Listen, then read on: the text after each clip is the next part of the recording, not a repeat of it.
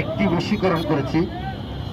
3 খণ্ড মন্ত্র পাঠ করবো, মাটিতে একটা থাবা দেবো, দুটো করে এক জায়গা হবে, দুইটা দুই দিকে উঠবে, কেউ আঙুল দিয়ে দেখাবে। আমি পায়ের নিচে হাত দিয়ে বললাম, খেলাটার দিকে লক্ষ্য রাখে।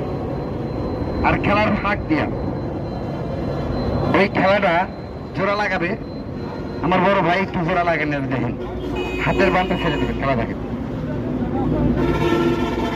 খেলা কি ভালো লাগে বাবারা?